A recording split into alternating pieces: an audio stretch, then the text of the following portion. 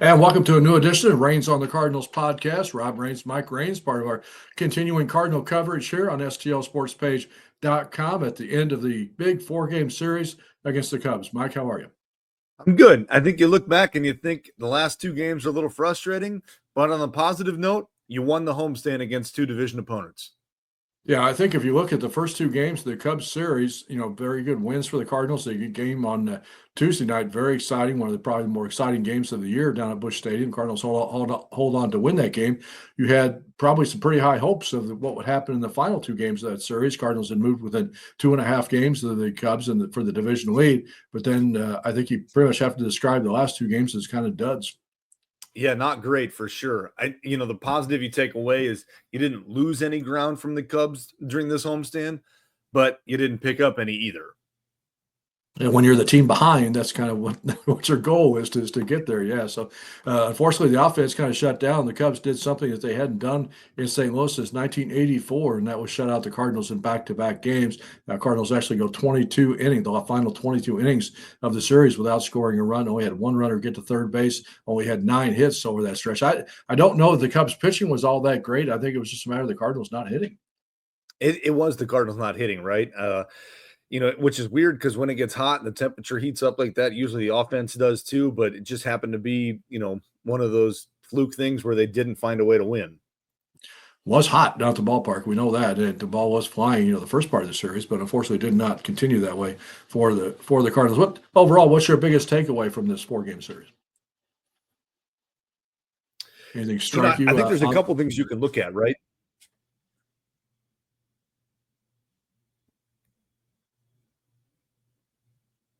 I think sorry, my internet cut out there for a minute, but I think you were talking about my biggest takeaway from the. Yeah. I think, number one is the biggest takeaway is the best pitcher of the weekend was Garrett Hampson, but nobody predicted that to work out the way that it did. So, but yeah, I think what's frustrating is, I doubt he could, right? But I think the biggest takeaway is the fact that the starting pitching just hasn't been good enough to get them where they need to be, right? When you look back, not only this homestand, but you look back in this whole, month of June, you're 11-13 in the month. You've got 4 one-run losses, so you're right there. You've got close games. You're just not doing enough to get it done. We just passed the halfway mark of the season this week against the series, and I think overall, if you look at the big picture of where the Cardinals are in the standings, you're probably okay with what your expectations were going into the season. They're on the outside of a playoff spot, but just barely behind San Francisco. At this point, and Milwaukee, hanging in right there. So I think there's a lot, like you said, probably a lot of things to be positive about. But you also, as fans. Again, and from people who watch this team on a daily basis, you get frustrated because the consistency hasn't been there, both I think on the offensive side and then also on the, especially on the starting pitching side. And as we look back, the positive, right? So as we look back at the halfway point, starting the season, Fangraphs had the Cardinals projected for 79 wins, a 23% chance to make the postseason. As we look at that today, they have the Cardinals projected for 84 wins. So they're trending in the right direction, and they're now up to a 34% chance to make the postseason as opposed to 23. So, I think when you look at it, there are positives that you can take away from this team, and that's the fact that they're playing in a division that is a winnable division. But the biggest question mark to me still comes down to the starting pitching and their lack of ability to get it done. Now, I know that some people say that wins may not matter and they may throw wins out the window, but my question for you that I was looking at here earlier, over the last 30 days, so that's 26 games, okay. how many wins have come from your starting pitching? Well, I know that they had a stretch there where they didn't have any other than 2 by Sonny Gray, so I'm going to guess, and haven't looked up the answer to this. I'm going to guess. I know Liberatore got the win the other day. I'm going to guess 5. 5 is correct. 2 out of Sonny, 2 out of Livian, 1 out of Palante. Now let's start with Palante. 1 win in his last 7 starts.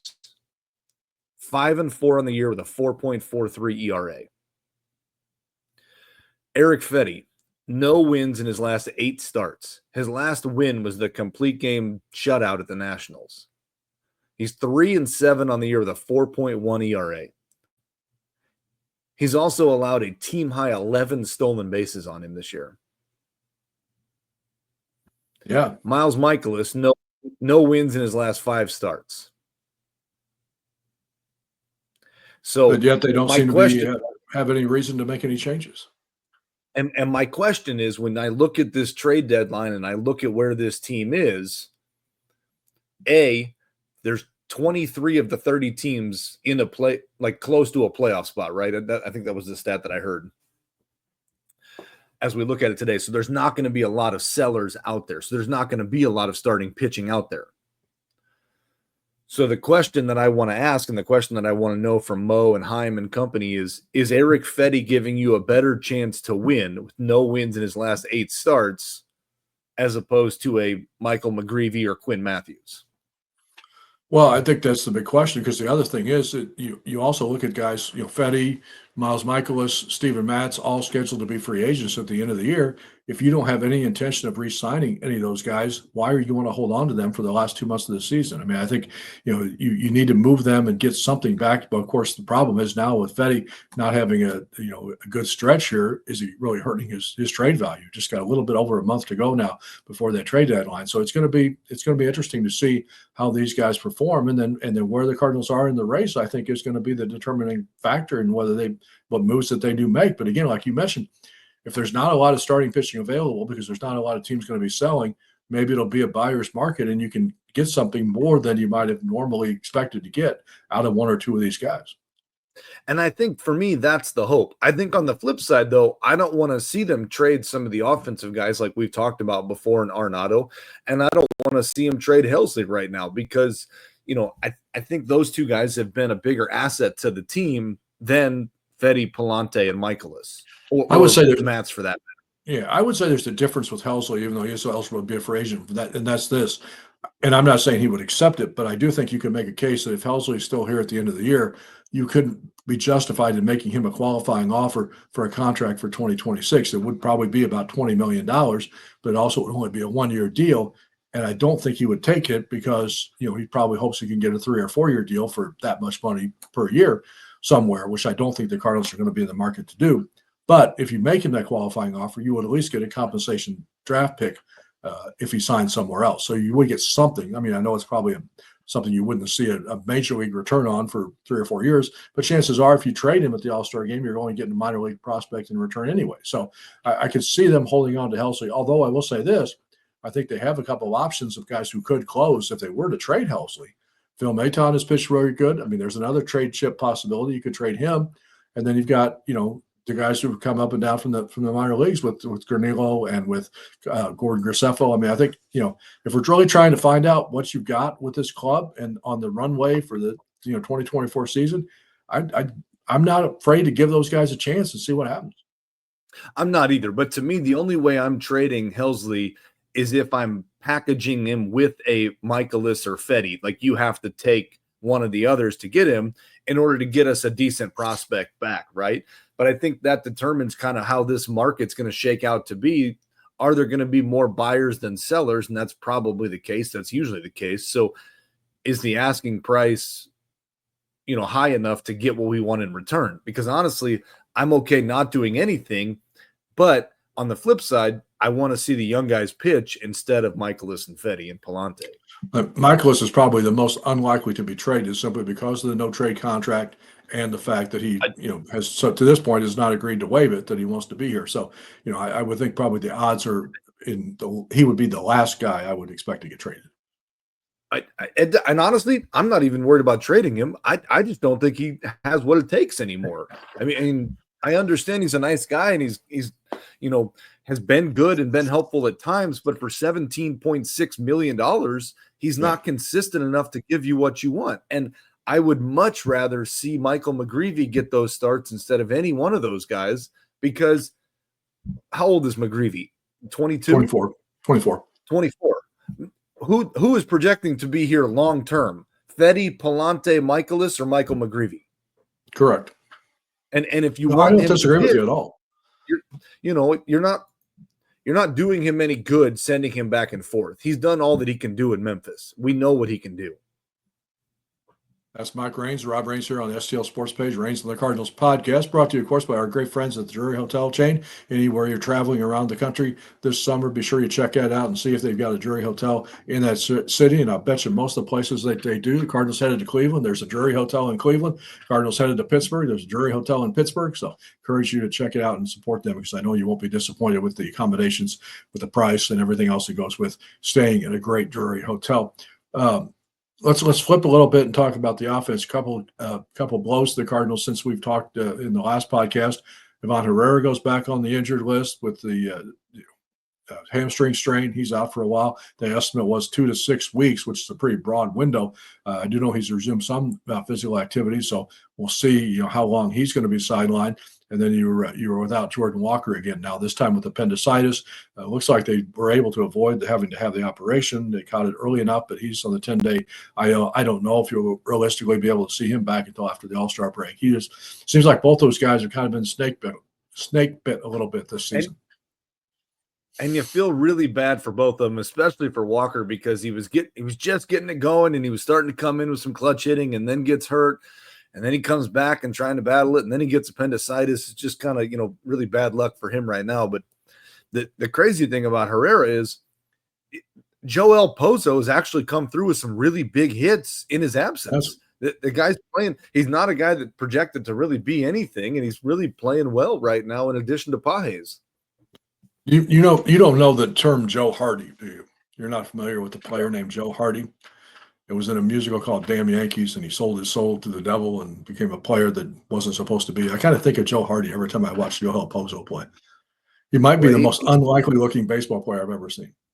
But he comes through, doesn't he? With big hits. He can hit. He's got a remarkable story. I mean, he was homeless while his kid was sick, and he was living out of his car to work for Uber Eats to try to make some money. And during COVID in 2020, when they shut down the minor leagues, it's a crazy story for sure. And you really pull for guys like that when they get an opportunity to come through, and it's been nice. No, but it's certainly you miss Herrera and you want him back as soon as you can, but hamstrings are tough and it's going to be a little bit.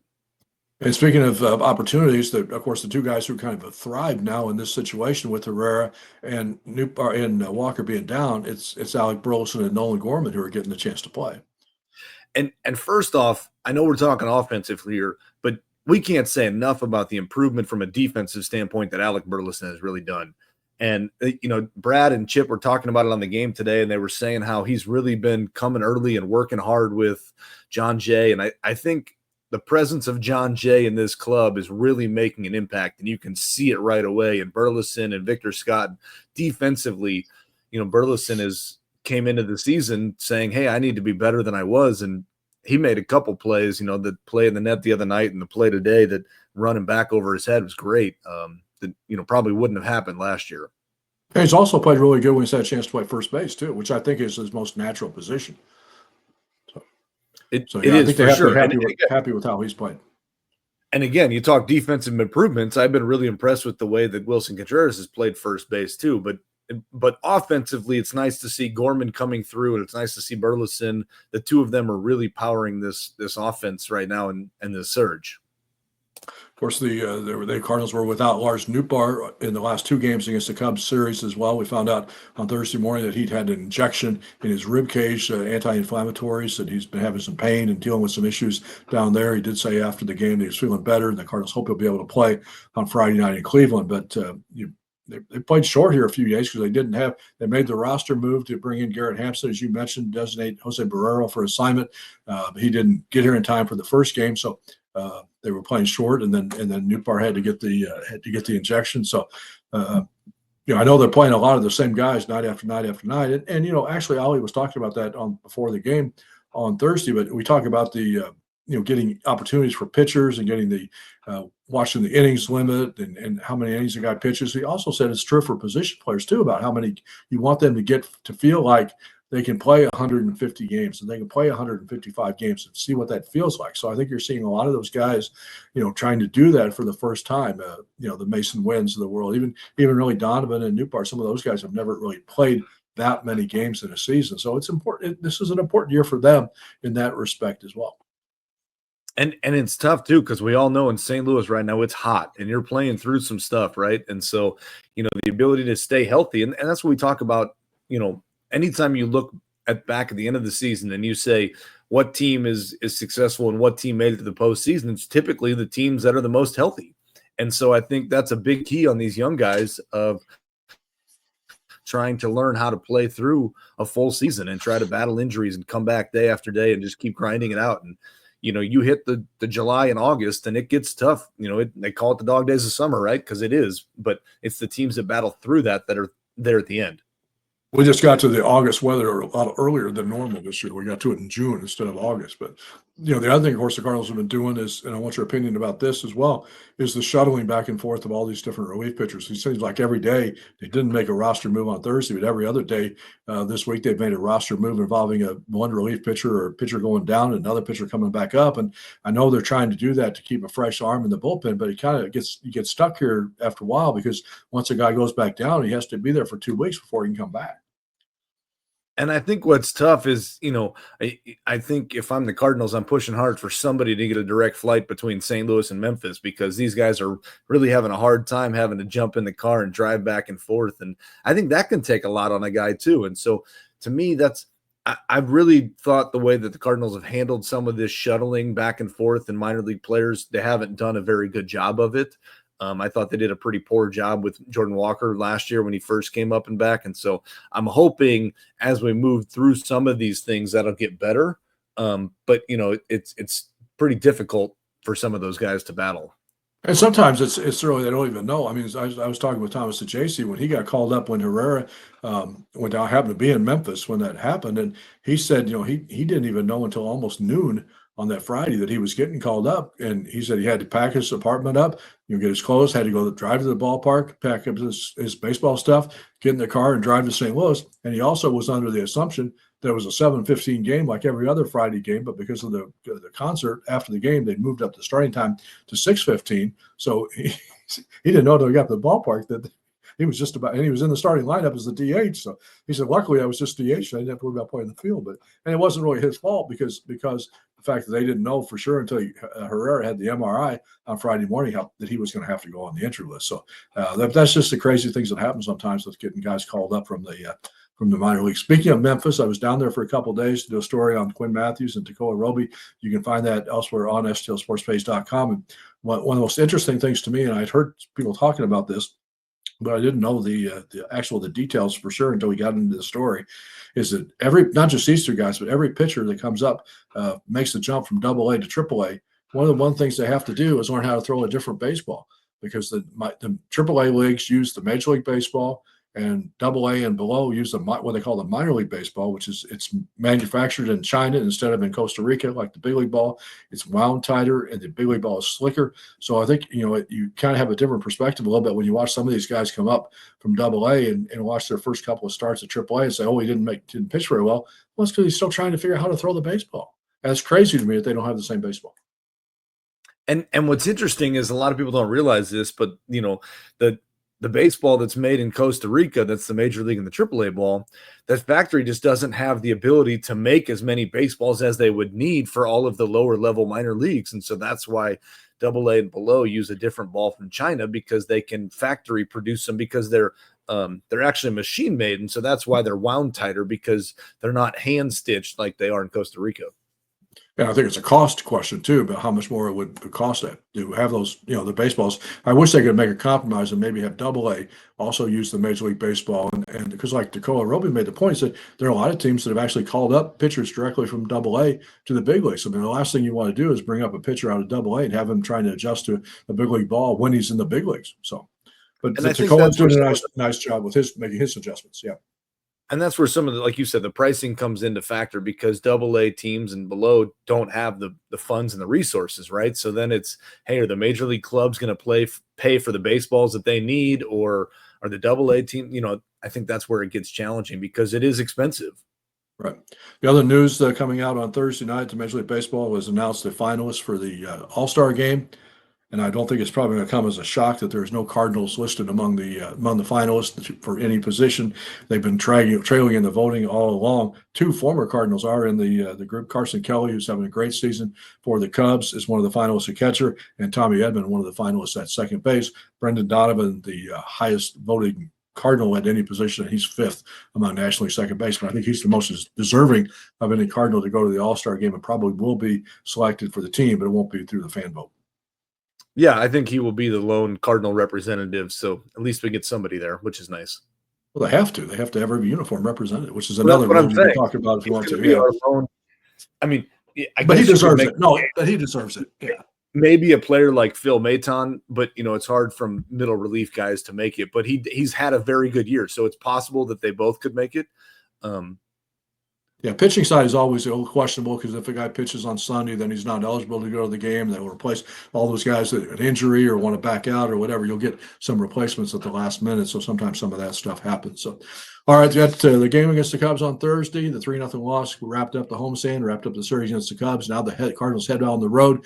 They're right in this middle of the stretch of all these games. They go to Cleveland for 3 games against the Guardians. I still want to call them the Indians. Then on to Pittsburgh for 3 games, and then the day off before they finally get to Chicago and start a 3-game series July 4th against the Chicago Cubs. Going to be a tough road trip. It's going to be a tough road trip for sure, right? Because, obviously Cleveland, not in our division, not in our league, but always, playing very well, and it's a good team. 2 divisional opponents on the road that you got to take care of business against. And you've just proven that you can beat the Cubs, but you've also proven that they can beat you pretty good too. So I think it's going to be a tough series up there over the 4th. Reminder that the game on Friday night in Cleveland is only going to be available on Apple TV on the television side. KMOX Radio and the Cardinal Radio Network, of course, will have full coverage of that game. And then the game on Sunday has also been selected for their Roku TV game. So the only game that you'll see from Cleveland on the traditional FanDuel Sports Network is on Saturday afternoon. I'm not a fan of all those things. You know that. Well, and as you flash forward, when you go to Wrigley, the 4th of July game is also on Apple TV, and then that Sunday night is ESPN Sunday Night Baseball. I'm okay with the ESPN part of it. So, of course, I also got a story up on elsewhere on STLSportsPage.com. Speaking of the 4th of July, if you got weekend plans, want to know what's going on, you can check out our story. It's got all the festivals, all the activities, coming up in all the different areas around St. Louis. So be sure to check that out if you're trying to make your plans and plan ahead for the 4th of July. And in between the now and the 4th of July, well, we also, of course, get all of your Reigns of the Cardinals podcasts everywhere that you can download all of your audio on Spotify, iHeartRadio, Amazon Music, all of those things. And a couple things, Mike, we want to get some of our listeners to do. Yeah, and anywhere that you listen to your podcast, if you can go in and hit that like or subscribe button, it really helps us out on the other end to make sure that people are seeing it. And if you can, go in and give our show a rating. I know on Spotify you can. I know on Apple Podcasts you can. Go in and click that 5-star rating, or if you don't feel like we're doing that, let us know. And then, the more comments that we see, we can make sure that we address. So if you could really go in and like it, subscribe to it, rate it, that would help us a ton. Absolutely. And I think if the pitching rotation holds, as you and I were talking about before we got the show, I think you're going to see Paul Skeens in Pittsburgh on Tuesday in the second game of that series. I'm headed to Pittsburgh, and it will be a fun series going to the games on Tuesday and Wednesday. So looking forward to that. While you're in Pittsburgh, we'll be down in Florida. We're going to complete our tour of the Cardinals minor league system. We're going down to check out the Palm Beach Cardinals as well as the Florida Complex League team and a couple of people that are in the rehab facility. We're going to get to visit with some of them. So, and I want to find out what's going on with the construction and the renovations at Roger Dean Chevrolet Stadium, the Cardinals complex that have been going on since the end of spring training. So we're going to get all that information next week, and you can find it soon here on STLSportsPage.com. And we can't skip over the most important, and it is great that you're hitting all of the minor leagues, and that's what makes it so big. But prior to that, we are headed to Greensboro, North Carolina, where you will pick up the award for the Missouri Sports Writer of the Year, and my brother BJ will pick it up for the Idaho Sports Writer of the Year. So it'll be a Reigns family reunion in Greensboro to see you both pick up those awards. So that'll be exciting. Staying at the Drury Hotel in Greensboro too, so looking forward to that. So thank you. Yeah, it's going to be a really fun weekend. We appreciate that and all the kind comments that we've received about that event coming up. Speaking of the trip to Florida, though, we also it's coming up in conjunction with the release of our new book, All Roads Lead to St. Louis, the guide to the Cardinals and their minor league team. Sally Tippett Raines and I put that together, and it's almost it's done. It's at the printer, so it'll be out there very soon. So you can be watching for more information about that. Hopefully, it'll be available for all the team stores at the Cardinals as well as all the minor league clubs. So I think everybody who's a Cardinal fan will enjoy it. Included a lot of the minor league stories that we've done over the years on some of the Cardinal prospects. So if you missed them anywhere else on stlsportspage.com, you can read them in that book. So appreciate the visit. Appreciate everybody for tuning in and watching this edition of the Reigns of the Cardinals podcast. Cardinals in Cleveland on Fridays. To check out stlsportspage.com for all of our coverage of the road trip, as well as when we get back to Wrigley and then on back home here and throughout the season. Big busy month of July coming up. You got the All-Star game, you got the draft, you got the trading deadline. So keep it tuned here, and we'll have all the news covered for you. Mike, thanks for this. Talk to you soon.